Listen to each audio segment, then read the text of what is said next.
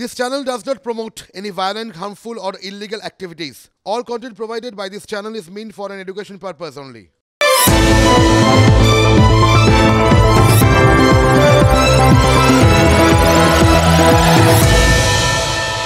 চৌরি চৌরার ঘটনা 1922 সালের ঘটনা। অসহযোগ আন্দোলনের মাঝে ব্রিটিশ পুলিশের অত্যাচারের প্রতিবাদেই ওই উত্তরপ্রদেশের চৌরি চৌরা থানাটা জ্বালিয়ে দিয়েছিলেন স্বাধীনতা সংগ্রামীরা। বলা ভালো সাধারণ মানুষ, কারণ তাদের সবার ওই ধৈর্যের বাঁধ ভেঙে গেছিল। কিন্তু পরের দিন মহাত্মা গান্ধী অসহযোগ আন্দোলনটাই প্রত্যাহার করে নিয়েছিলেন, কারণ তার মনে হয়েছিল সহিংস পথে চললে দেশের স্বাধীনতার লড়াইটা লক্ষ্য হারিয়ে ফেলবে। এবার মহাত্মা গান্ধীর প্রায় 3.5 দশকের রাজনৈতিক জীবন, তার মধ্যে দীর্ঘদিন তিনি ব্রিটিশের জেলে বন্দী ছিলেন। যাদের হাজতে তাকে এইভাবে কাটাতে হয়েছে, তাদের উপর হামলার পর এই ধরনের সিদ্ধান্ত নিতে কিন্তু তিনি বিন্দুমাত্র দেরি করেননি। এক মুহূর্তে ওই অসহযোগ আন্দোলন প্রত্যাহারের সিদ্ধান্ত নিয়েছিলেন। দেখুন, গান্ধীজি ঠিক ছিলেন না ভুল, সেটা তো অন্য ডিবেট। আজ মহাত্মা গান্ধীর মৃত্যুদিনে আমার ওই চৌরি চৌরার কথাটা মনে পড়ছে, তার একটাই কারণ। গান্ধীজির ক্ষিপ্ত হওয়ার বেসিক কারণ কিন্তু ছিল দুটো।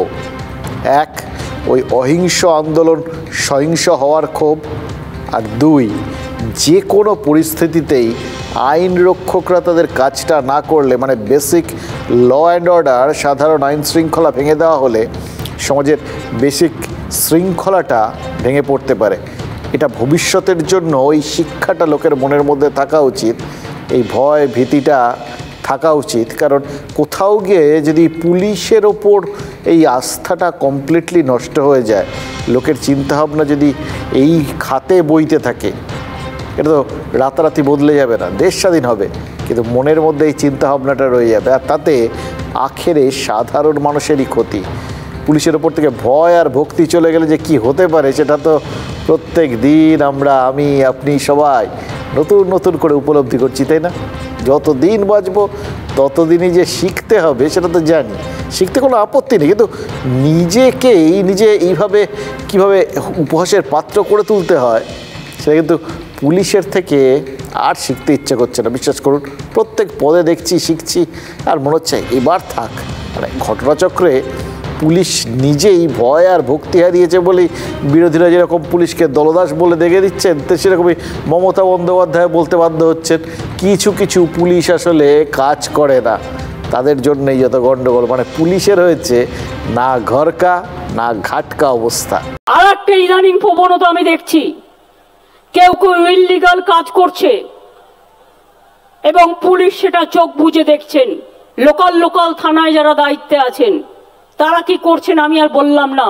কোনো মহিলা পুলিশ ছিল না, পুরুষ পুলিশ আমাদের মহিলাদের উপরে লাঠিচার্জ করে। এটা কোন দেশের নিয়ম? ভারতের সংবিধানে এটা আছে নাকি?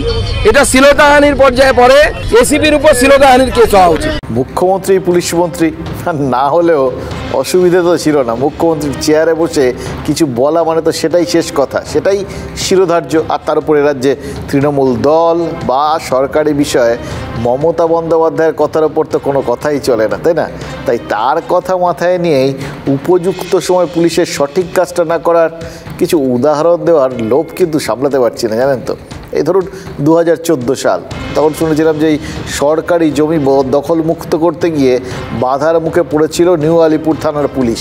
তৃণমূল কর্মী সমর্থকদের তাণ্ডব থেকে বাঁচতে থানার ভেতরেই নাকি টেবিলের তলায় লুকিয়েছিলেন তারা। আর সেই অভিযুক্তদের যাদের ধরে নিয়ে এসেছিল পুলিশ, তাদের কিন্তু সেদিন ছাড়িয়ে নিয়ে যাওয়া হয়েছিল।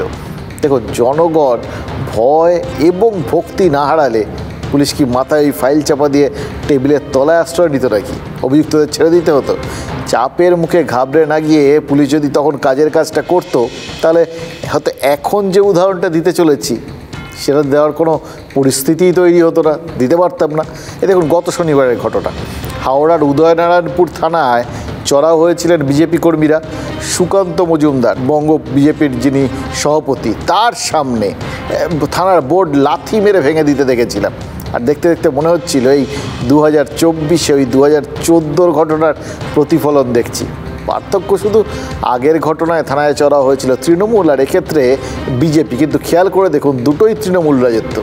এবার বিজেপি নেতারা বলতেই পারেন তারা তৃণমূলকে দেখে শিখেছেন, আজকারা পেয়েছেন, কিন্তু মোদ্দা কথা তো একটাই, পুলিশকে নিয়ে যে ভয় বা ভক্তি কিছুই নেই, সেটা বুঝিয়ে দিতে মনে হচ্ছে চেষ্টার কসুর করছেন না কেউ।